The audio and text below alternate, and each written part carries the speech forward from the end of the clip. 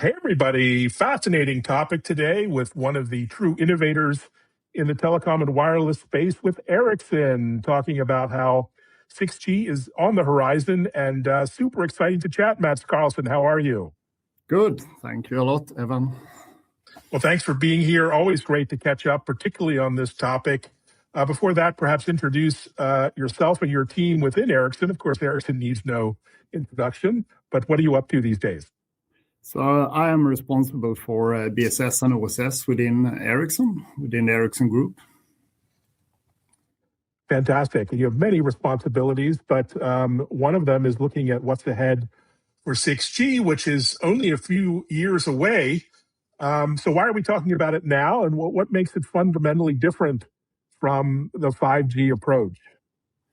I mean, one fundamental difference is the movement into physical AI, where you're not any longer just processing data or sending bytes through a pipe, but where you're actually having use cases where you have sense and acting of objects in your physical network. That could be robots, vehicles, digital twins. And I think this is really a fundamental shift, so to say, that the networks are not longer a pipe. It becomes like an essence in a cyber physical world, so to say. Yeah, and physical AI is such an exciting space. Every day I'm blown away by new use cases and videos of physical AI in action, so many different use cases. But a challenge, there's always been a challenge monetization new generations of connectivity. We've seen it with every generation. But how does 6G perhaps change that equation? I think when we are transition to physical AI, we also need to transition to being able to have measurable outcomes. I mean, it can be collision avoidance detection, industrial uptime, immersive experience quality, or safety guarantees or uptime requirements in a factory. And of course, enterprises and developers will pay for the outcomes, not just for more bandwidth or the latency. And that, of course, changing the whole conversation around monetization. And monetization must follow the same pattern as the network. It needs to understand the intent and the outcomes that are requested and autonomously translate them into products, offerings, prices, and revenue sharing all the time in a real-time perspective. And I think the new value appears if we can, of course, translate the capabilities and the experience of a 6G network into an outcome and then monetize it as an outcome. And of course, if you're going to monetize outcome, you actually need to make sure that you can actually fulfill the outcome. And then we are coming back into also like the autonomous network perspective, so to say. Very exciting. And of course, operators continue to invest in their 5G networks and in new capabilities, standalone and beyond. But how can they start preparing for 6G? What's a best practice there for getting ready? I think operators that have already deployed a 5G standalone network and are executing on next generation sharding and billing architecture, they have, of course, a real head start. And I think the path for us is really clear. So say from where we are today, the 5G sharding through early 6G preparation or 5G advanced or what name we use for it and to a full 6G deployment. I think what we are now launching is really to have something in place that can take you the full journey from today into the 6G era. Really exciting. You can't talk physical AI without talking about data and AI in general. And of course, a lot of excitement about AI in telecom. Some of it's marketing, some of it's very real and practical. What does a practical, pragmatic approach to AI look like in the customers and partners you're working with today?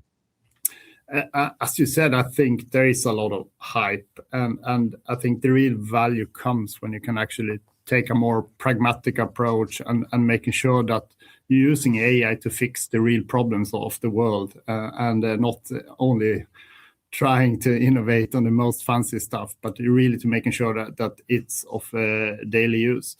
And I think one of the things that I at least meet a lot of people that you don't really start with AI, you start with data, because I think with high quality data, well-governed data, curated data, I mean, without it, AI doesn't really work, so to say, because you need to have this trusted foundation based on data, so to say.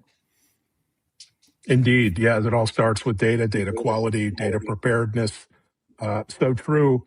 Um, Now, you're really leading a team developing really novel approaches to AI for OSS and BSS, and I've seen some of your demos and real world deployments even.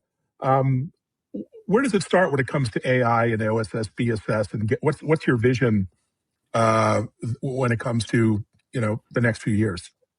We have chosen really to combine AI and data, and I think it starts with data. It sounds a bit simple, but I think that is often where a lot of operators either had to build a strong foundation or they are in a lot of trouble. I think in a lot of the OSS and BSS environment, they're pretty complex, having a lot of data.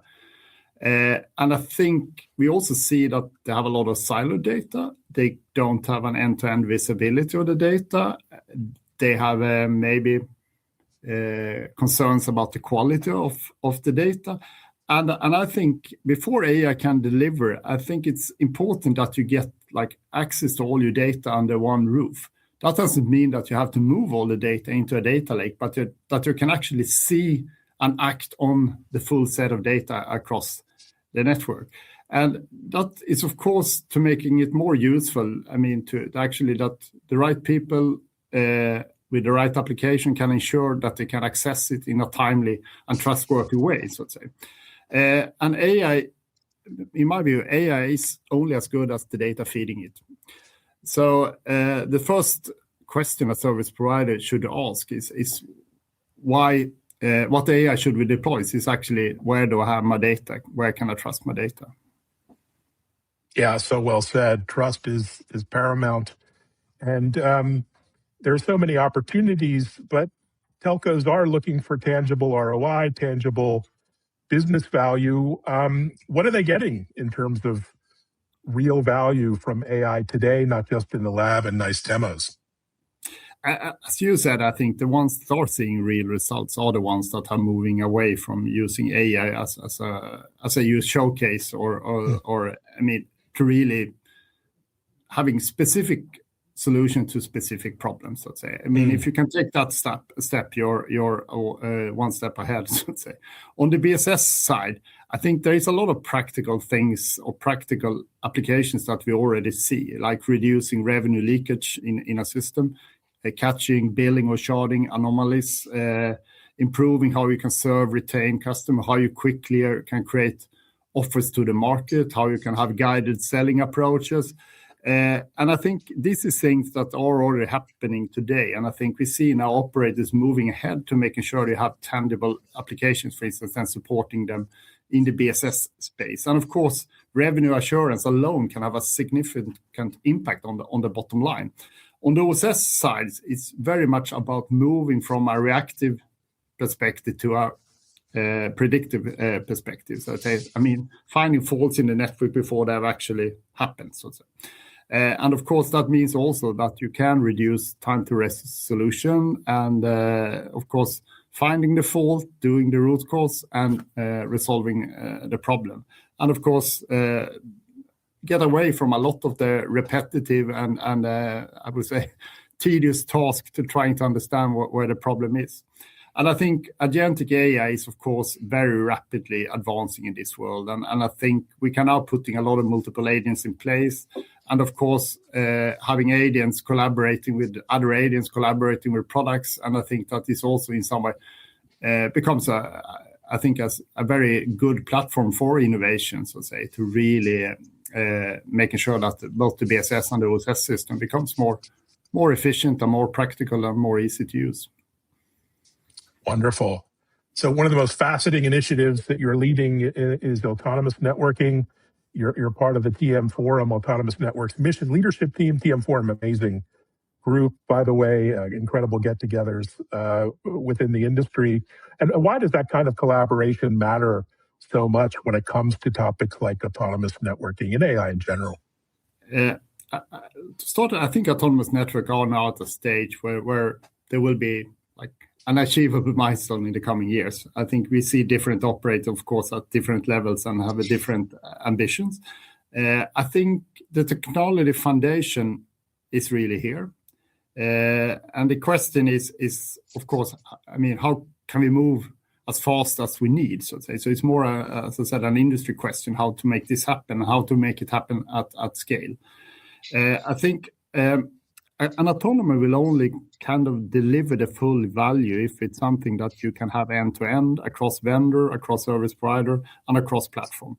And of course, if everyone is continue, I wouldn't say, but if everyone builds their own platform with a different architecture and different, for instance, simple definition of intent, you will not get an autonomous industry. You will get a fragmented base. So I think the whole setup with Team Forum, Autonomous Network mission is, of course, to solve creating a common language, standards, and open architecture that any service provider can build upon.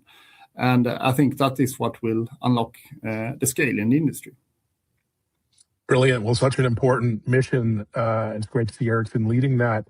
And, beyond the cost savings, obviously, CapEx, NetEx, OpEx, what else? What's the real business case for autonomous networking? I think what people tend to see that this is only for cutting cost. And I think this is tying it back to where I started, I think, a bit with the 6G outcome-based. I think in order to manage these complex services, in order to set them up, in order to making sure that they are delivering the guaranteed outcome, you actually need an autonomous network. You can't really do it in a manual way. I mean, things are getting real-time, things are getting dynamic. So autonomous network will also be a prerequisite to actually unlock the new revenue stream. And of course, making sure that the services are resilient, and of course, making them connectivities, experience, or outcome driven. And I think the operators today, because there is operators that are quite forward-leaning, that are deploying these principles already today, they can of course see the real result and the tangible result in enterprise innovation, operational efficiency, and faster time to market.